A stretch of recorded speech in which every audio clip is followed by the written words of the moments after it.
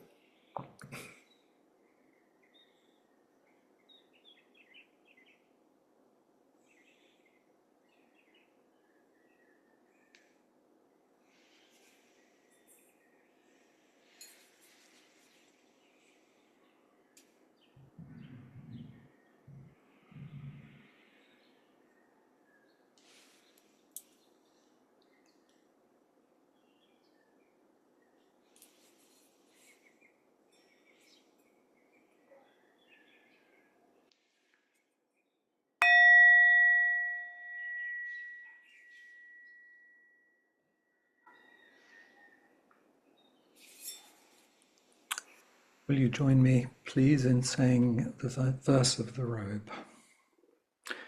Vast is the robe of liberation, a formless field of benefaction. Wearing the universal teaching, I realize the one true nature, thus harmonizing all being. Vast is the robe of liberation, a formless field of benefaction. Wearing the universal teaching, I realize the one true nature, thus harmonizing all being. Vast is the robe of liberation, a formless field of benefaction. Wearing the universal teaching, I realize the one true nature, thus harmonizing all being.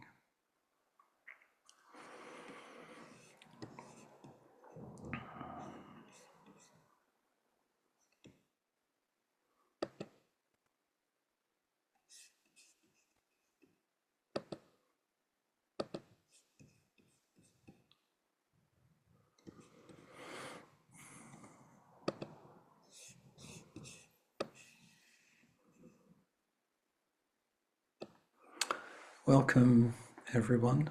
Thank you for being here today. Thank you for your support for our collective practice. It was beautiful to hear the bird during our sitting. From all those thousands of miles away, probably a bird I will never see. Through the wonder of our practice, it accompanied us. So thank you, Ed. And I'm looking out of my window here. It's midsummer. There's a gentle breeze outside. And already on the sycamores, the seeds are gathering to propel themselves as they do to the ground in a couple of months' time. It's like everything is always in motion. I've been listening to a wonderful collaboration between East Forest and Ram Dass. It's Ram Dass's Words of Wisdom set to music by East Forest. And in one track, Ram Dass plays with this beautiful statement, I am loving awareness. And I was thinking when I was listening to the bird from Hawaii, I'm just loving that I can be aware of that. And I sometimes take that for granted, that we have the gift of awareness. Ram Dass says, only this moment is real. Only this moment is real. This moment of loving awareness. The past and the future are all just thoughts. And I'm loving the awareness of how precious it is to be with you today. And I was thinking I would like to have a necklace with a bead for every one of you. People would say, oh, just look at that one. And I would say, yes, that's Suzanne. And that one is Leslie. And that one is Ed. We're all necklaces on a beautiful piece of lovely metal around our necks. On the 20th of July 1969, the day Apollo 2 landed on the moon, Suzuki Roshi shared a talk entitled, Enjoy Your Life. Enjoy your life. He said, the first one to arrive on the moon may be very proud of his achievement, but I do not think he is a great hero. I don't know how you feel, but I don't feel that way. If we think about this, we immediately know how important it is to practice Zazen. And I've been wondering, what would he say about some of the things that we meet today? What would prompt him to say, if we think about this, we immediately know how important it is to practice Zazen? Would it be AI? Maybe. Perhaps you can think of something. What would he say? He says, instead of seeking some success in the objective world, we try to experience the everyday moments of life more deeply. That is the purpose of Zazen. And then he describes how he went to visit an island owned by the Nature Conservancy Council. And he said, if you live in an area like that, and you really start to see things, to see the plants and animals in that area, you may want to stay there your whole life. And he concludes, so if you want to find something interesting, instead of hopping around the universe, enjoy your life in each moment, observe what you have now, and truly live in your surroundings. And I wonder too, if this is an invitation to truly live in the surroundings of this self, this one, to become intimate with this self that we think we are, rather than trying to get away from ourselves, trying to book a holiday away from ourselves for a while, however attractive that may appear. Returning to place today, I want to take you on a journey to London to meet two people who embody and express Suzuki Roshi's sentiments. The first person is called the Gentle Author, who has written a daily blog since August 2009 about the area known as Spitalfields in London. 5,000 stories and 44,000 photographs. The feel of the work is encapsulated in this online appreciation. I love you, gentle author. I read Spitalfield's life when my heart is worn. It makes me think of you and how remarkable the beauty. I find their work tender, thoughtful, kind, humorous and respectful. On the front cover of the book of the blog, the gentle author writes, in the midst of life, I woke to find myself living in an old house beside Brick Lane in the East End of London. And when they said this, I found myself moved to say, in the midst of life, I woke to find myself living near London in 1950 in a strange and mysterious post-war landscape. How about you? In the midst of your life, where did you wake up to find yourself in these brief decades that we inhabit, if we're fortunate? The gentle author shares how Walter Brunus opened St. Mary's Hospital as a refuge for the sick and the poor around 1560. In doing so, he gave the name to the place as St. Mary's Hospital Fields, and it became Spitalfields. Most importantly, he established Spitalfields as a place of refuge, defining the nature of this location as a bright field of possibility where the wealth of the city meets the poor of Tower Hamlets. A bright field of possibility. And I'm wondering, in this precious life, can we offer something that is a bright field of possibility? A formless field of benefaction.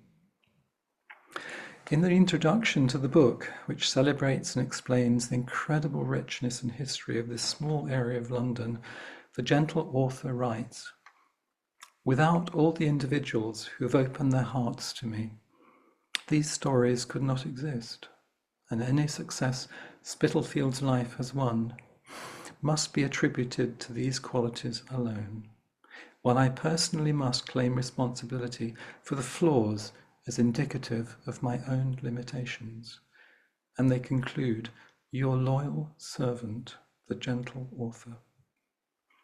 Would that we could inhabit this precious life as a loyal servant.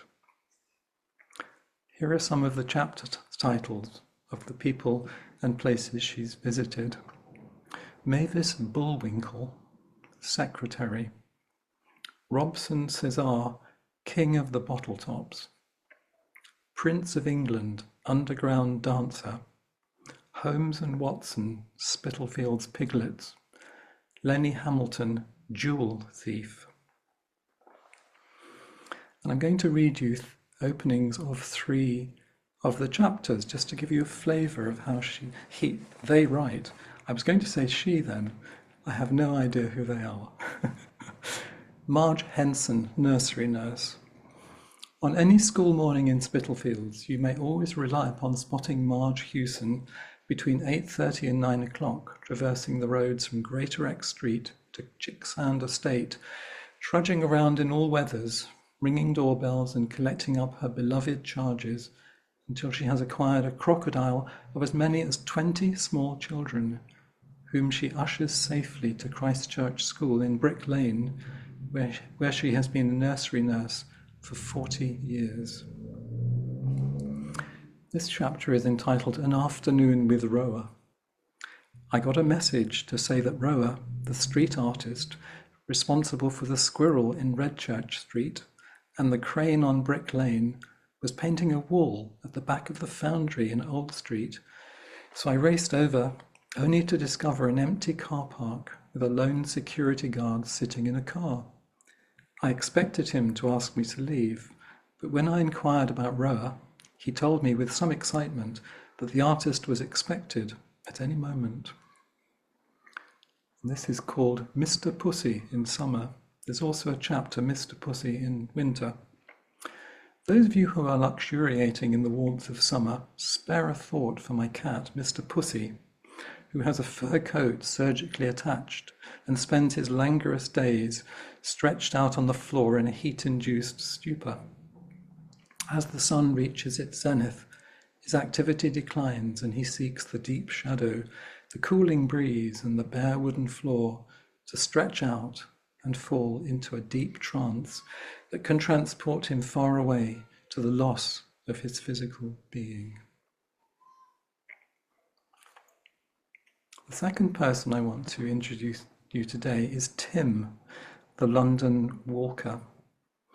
And Trudy's recently introduced me to Tim, and the first post that she showed me just utterly transfixed me and evoked a kind of spacious wonder in me. So I'm going to actually say word for word what it was.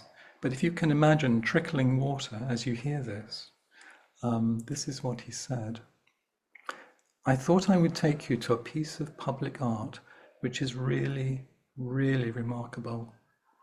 Outside Bloomberg's new European headquarters, there lies an intriguing juxtaposition where our modern world meets the ancient. In this area of the city, buried underneath, flows one of London's lost rivers, the Walbrook. The Walbrook has been resurrected through a piece of unique public art called Forgotten Streams by Christina Iglesias. By moulding cast bronze, she has created a riverbed crowded with roots and branches and matted layers through which small courses of water tumble and thread. It's a reminder of what was once here.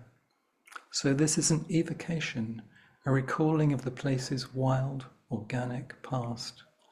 The work allows us to gaze down through the steel and glass, the bricks and timber, the flagstones and tesserae, and be reminded of the city's pre-human natural condition, London before London. It's not just a conduit for water, it's a conduit for time itself. Perhaps one of the ways we can think of our practice is as a conduit for time itself. Sometimes in Zazen, we have intimations of our own pre-human natural condition. For myself, Josh before Josh, for you, you before you. As it says in the Sandokai, the spiritual source shines clear in the light. The branching streams flow on in the darkness. The gentle author addresses us as your loyal servant, an indication of their vow to be of service to their community. And what Tim, the London walker, and the gentle author have in common is that they are guests. They practice awareness. And I wonder what happens if we think of ourselves as guests in this brief time we have here together. Does something relax? Does something shift? Do we have a different appreciation of time? Do we take more care? What is it to be a guest in this world? In our practice, we speak of host and guest. It has a different and more textured orientation from the concept of guest I have just been exploring. This could be a theme for a whole retreat or a lifetime. Today I want to move towards finishing by identifying a few threads of this practice of host and guest. In the Song of the Jewel Mirror Samadhi, we find, practice secretly, working within, like a fool, like an idiot. Just to continue with this in this way is called the host within the host. Practice secretly, working within, like a fool, like an idiot. Just to continue in this way is called the host within the host. Vanessa Abel says, the theme of host and guest is popular within Chinese Zen, broadly used to illustrate the interplay between relative and absolute. One of Zen's major tenets is that our personalities and beliefs are not absolute, but rather guests within an impenetrable host. This relationship then becomes more complex when we talk about guests within hosts and vice versa, as well as the host within the host. So I'm going to refer now to the Surangama Sutra. So it's one of the public teachings of Shakyamuni Buddha. And so the disciple Ajna Kaundinya addressed the Buddha saying, suppose a visitor stops at an inn for a night or for a meal. Once his stay is ended or the meal is finished, he packs his bags and goes on his way. He's not at leisure to remain. But if he were the innkeeper, he would not leave. By considering this example of the visitor, the one who comes and goes, and the innkeeper, the one who remains, I understand what the visitor signifies.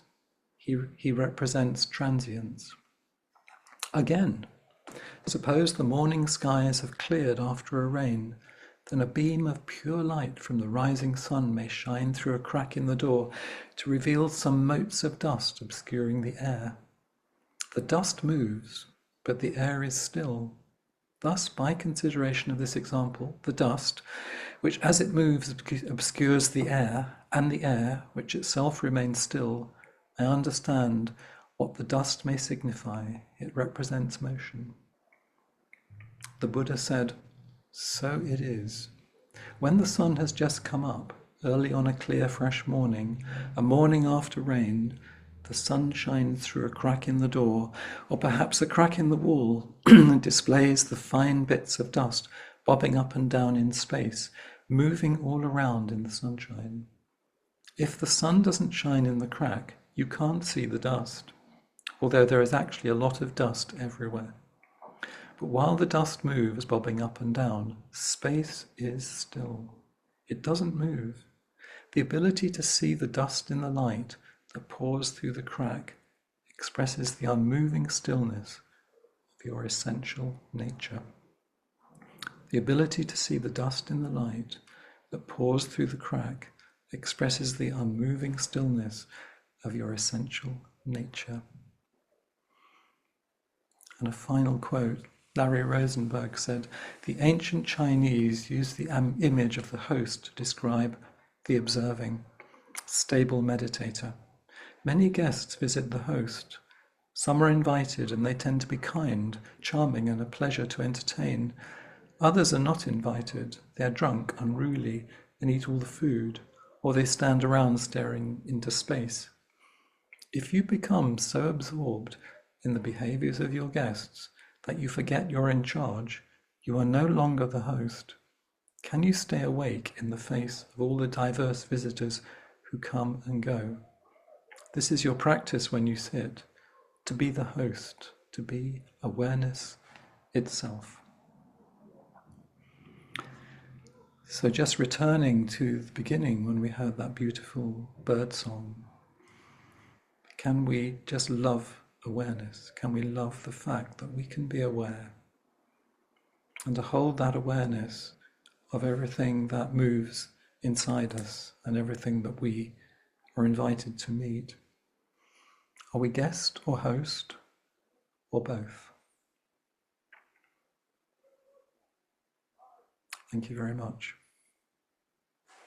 And just to say that Trudy's going to post the links for the gentle author Tim the London Walker and for Ram Dass's reflection on I Am Loving Awareness at 28 minutes past the hour. So thank you.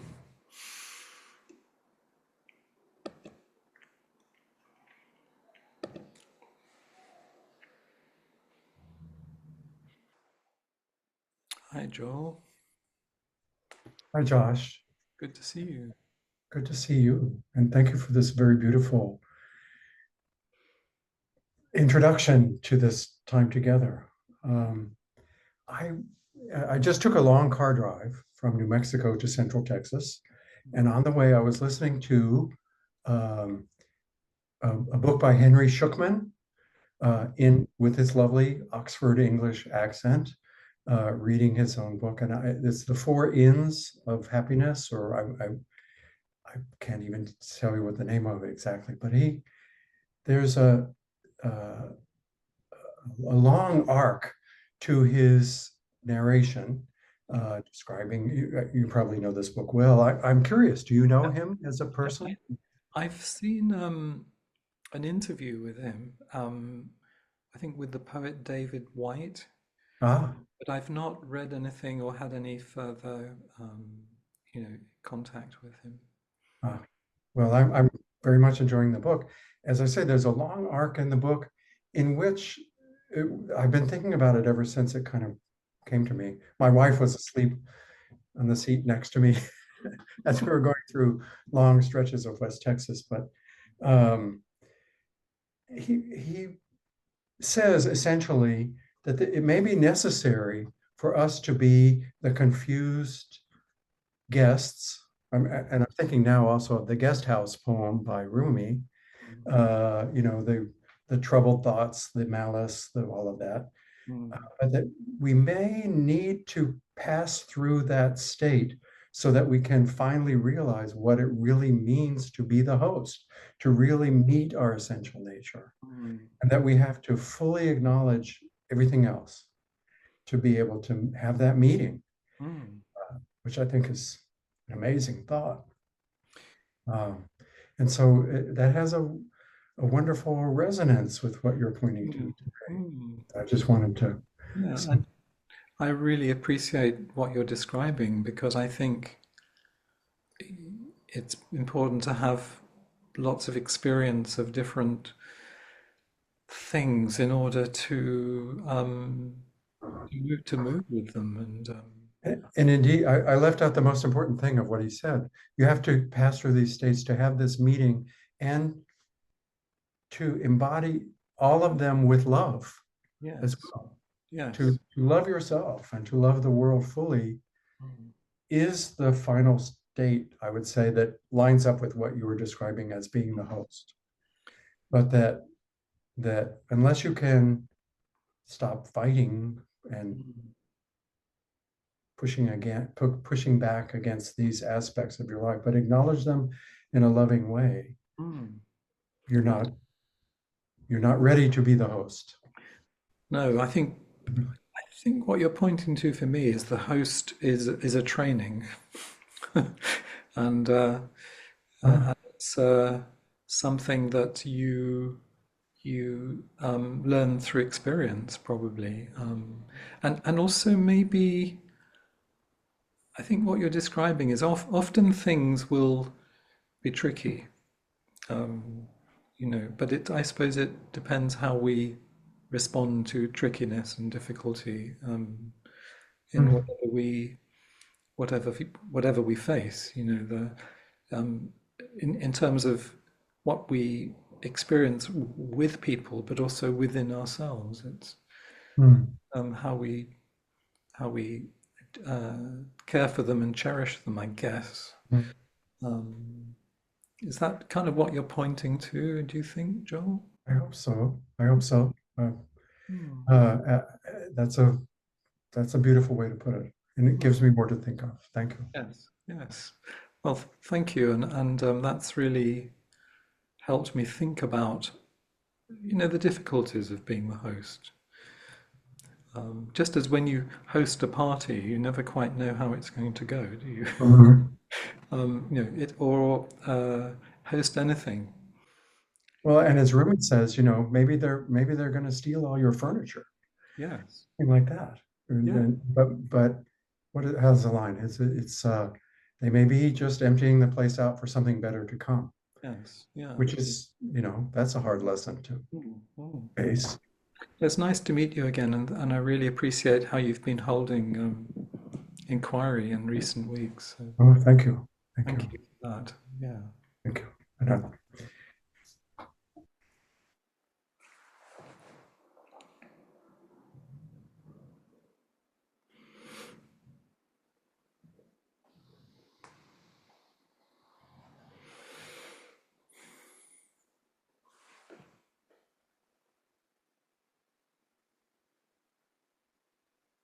Hi, Cassie. Hi, Jesse. Um, I the phrase moving stillness just felt luxurious. Mm, There was something that I wanted to dance with there. There was something that was just really nice, mm, velvety. And I'm taking this familiarity class, and we're talking so much about dualism and uh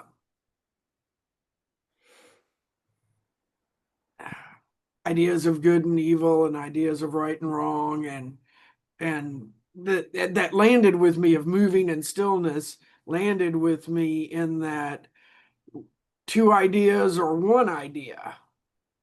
And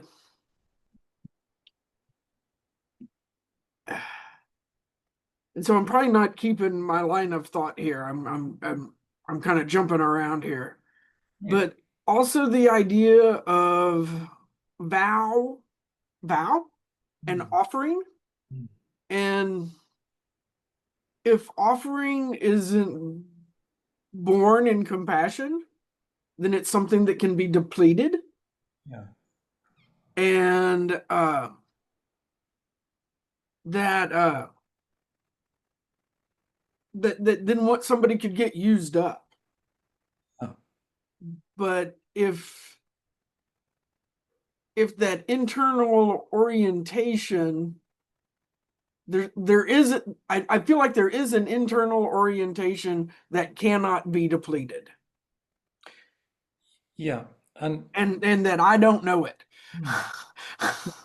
mm, so I was really um, aware when you were talking about dancing, you were kind of moving. Yeah, Moving stillness. So there was some kind of energy which had been generated from the talk yeah. and I wonder, the two examples that I've chosen, the gentle author and Tim. I think they do it because they love it. That's my guess. Otherwise, they would get completely depleted. and not be able to do it every day. And everyday practice is a whole nother animal. Yeah. So there's something about the returning energy from what you give actually sustaining you.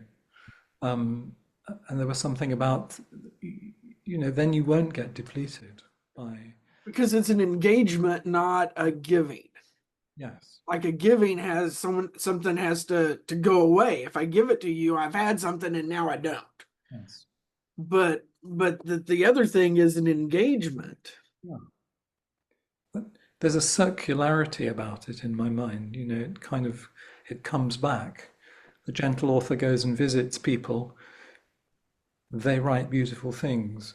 They receive, I imagine, on the whole, love and appreciation, and it comes right back. And there's something very um, circular about it. And so what happens when that circle is broken? Good question. What do you think?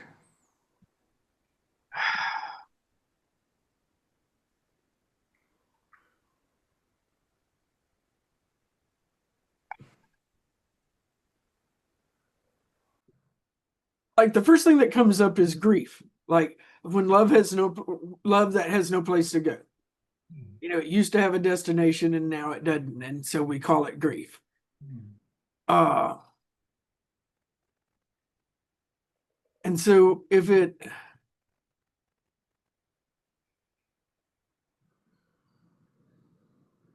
like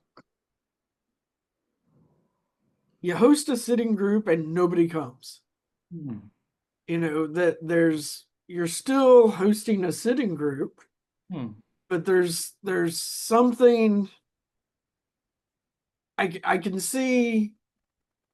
I can, like, if I put myself in that situation, I can feel um self-criticisms come up, like I'm doing it wrong, comes up really fast. Hmm. Hmm. uh but if I am only, or if I occasionally uh just think about the engagement, or just think about what's, I want to say being offered, but being offered also doesn't, I'm really struggling with the word offered. Yeah. So I remember when Flint talked about when he first started a group, I think maybe nobody came to start with. Yeah, yeah, that's what I'm thinking about too. Yeah. I wonder if, do we do it because we want people to come? Of course we do, because we want to share the Dharma, but does our individual self get affected? It does. Yeah. Um, I'm doing it wrong. Nobody likes me, but I wonder if, at what point can we just do something Yeah. without a gaining idea? Without a gaining idea. Yeah. Yeah. Yeah. And then take care of any sorrow that comes up if people don't come, because it you never know, and Or you could wait, and then after 3 weeks somebody comes. It's like, oh, mhm. And that to bring awareness to the gaining idea part internally. hmm, If I can do that, then that can soften the wave, soften the storm.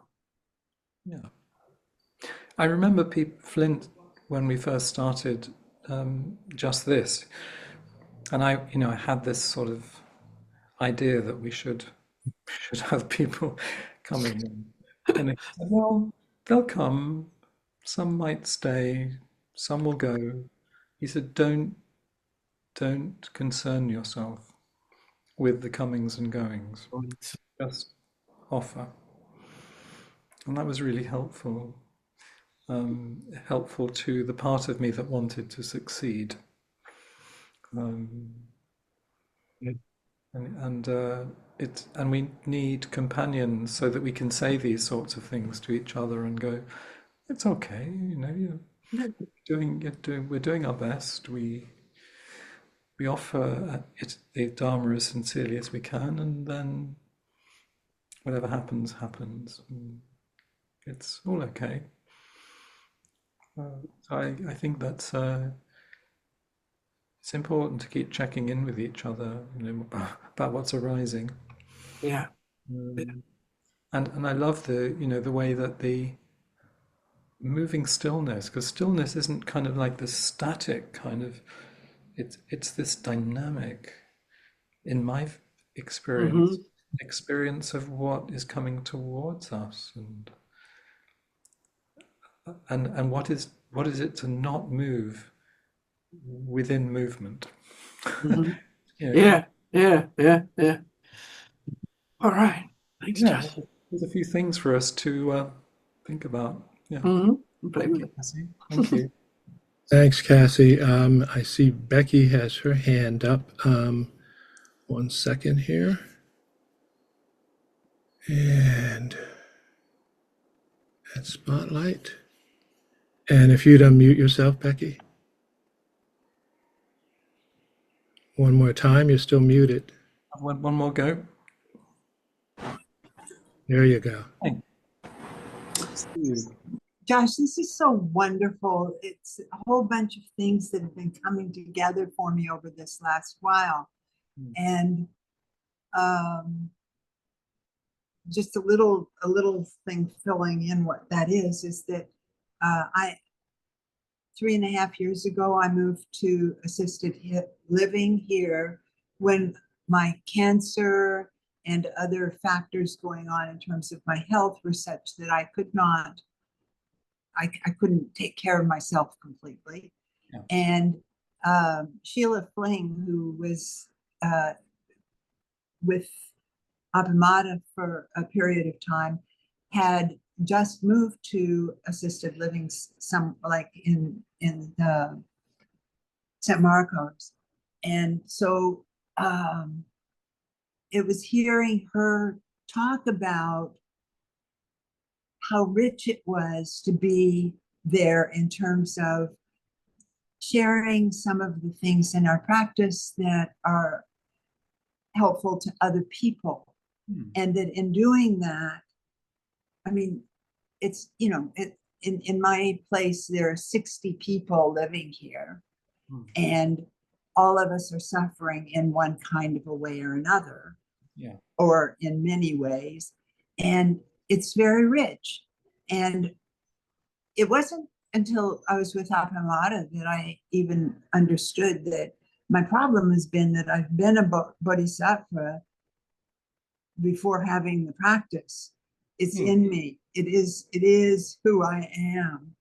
And how rich it's been to get more of that, and really aware that, and then all of a sudden, like, I had a horrible period of time earlier that wasn't my health. It was my community was in a horrible space here where everybody was in fear based to something. Anyway, it's a long story, but I tried to be the calm person and I tried, like a lot of stuff. And during that time, also a very close friend of mine was dying. And it was all too much. It was way too much. But I made it through, and here I am. And once I stepped back from all of that had happened, I realized I need to learn a whole lot more of the tools and ways of doing that will help me be a bodhisattva who can sustain rather than jump in the best I could under the circumstances and so on. And the paramitas now, the class around the paramitas, and Joel's Dharma talk on Sunday and so on. I had already been clear. I'm going to spend some time with myself, learning, and what you're talking about is to know myself a bit better as well. And I'm just so thankful. That's a beautiful place to be, because as I was saying with Cassie, it's really important to resource ourselves so that we can be more who we are in a compassionate, kind way. And I used to think it was important that I did more. And I'm learning, like you, I'm kind of learning all the time, and I'm sure just by being you, without actually having to do anything, is of service to everyone. Just the way you are, and that's it's profound. In some ways, it's profound non-doing. You know, people will like being with you. And I'm in a perfect place here because we have our own suites. Hmm. So I can close the door when I know I'm off kilter in some kind of a way. I can close the door Yeah. and and evaluate when I go through the halls, when I go to the dining room, when I'm in a program with other people, how can I best be here? Hmm. Or to recognize this is not a good time for me to be around other people because I can't bring that fully enough for myself Hmm. Hmm. to trust that I am fit to be around people. Yeah, yeah. Need to really, really take care. And if I think about, Suzuki Roshi, he was very playful. He was very funny, as in my experience, in my estimation, and I think it's really helpful sometimes to not take ourselves too seriously about how we're doing, and as he said, enjoy your life. Yeah, he was very clear. Enjoy your life while we're here together. And if resourcing yourself enables you to do that, then that's so important. Hmm. Thank you.